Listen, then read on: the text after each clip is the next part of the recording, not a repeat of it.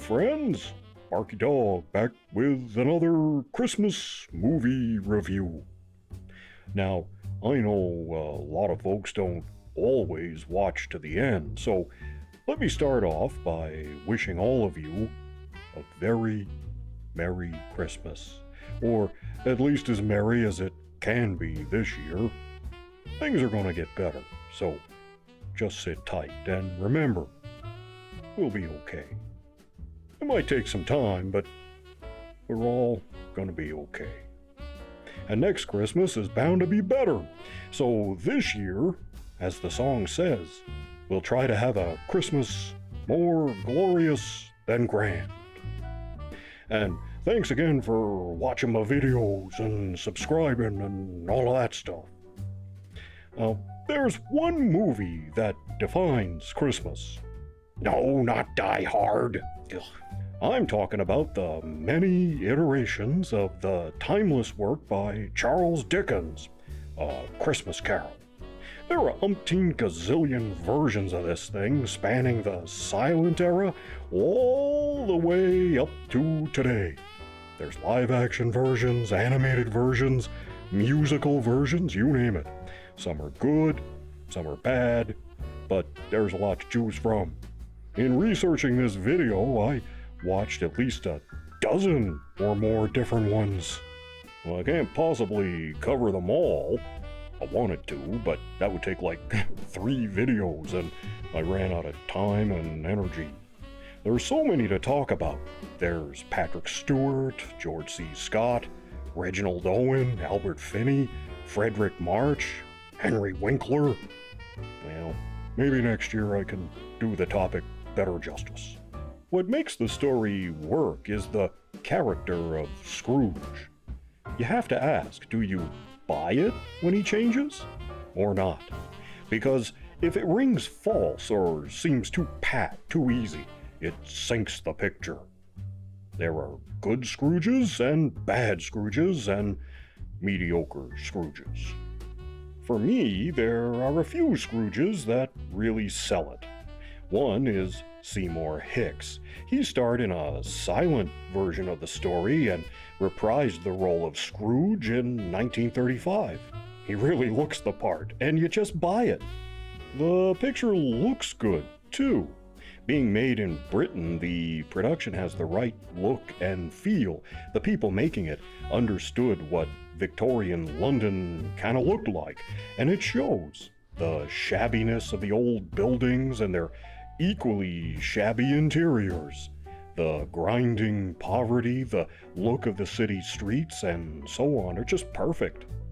One sequence I really love happens after Scrooge and Cratchit close up shop and go home. There's a huge banquet where the upper crust have gathered to celebrate and feast, and the Lord High Mayor of London toasts the Queen. You see 2 chefs tasting the wine, but really, they're just getting blasted. A lot of good bits in that scene. The only sour note, I thought, is that we don't actually get to see Marley. He's just a voice. Maybe they couldn't make the split screen work or something, but it kind of sucks not to see him. Other than that, though, pretty good version.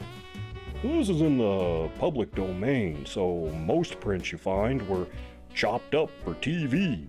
You want to find a version that's an hour and 17 minutes, and I'll try to remember to link to one of those down below.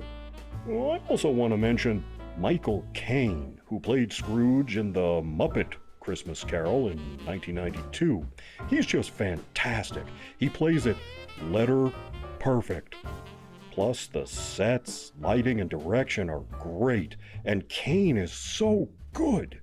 I wished this were a straight version of the story without the Muppets. That being said, the humans and Muppets were blended into shots seamlessly. It really was an achievement. Honorable mention here goes to Mr. Magoo's Christmas Carol. Putting a comedic animated character into a dramatic role was unusual, as was the choice of the framing device they used, where Mr. Magoo is starring in a Broadway play. The great Jim Backus, who you know as Thurston Howell III on Gilligan's Island, voiced the character of Mr. Magoo. Magoo makes a surprisingly good Scrooge, too. You believe it. Stunning production design and use of color throughout. It's stylish as all hell, and the songs are all catchy and memorable. The producers held a watch party in their New York apartment when this originally aired on TV. One of the celebrities on hand was Ethel Merman, who was visibly moved to tears by the sequence showcasing the theme song, Winter Was Warm. That's how good it was. Walt Disney himself was so impressed, he called to rave about the production. And then, of course, is Alastair Sim, who starred in the 1951 version of A Christmas Carol. I feel this is both the definitive version as well as the definitive portrayal of the miser Ebenezer Scrooge. It's my go-to picture every year. Sim and the guy who played Marley both reprised their roles in 1971 for an animated version of this story by Chuck Jones. I'll link to that so you can see it.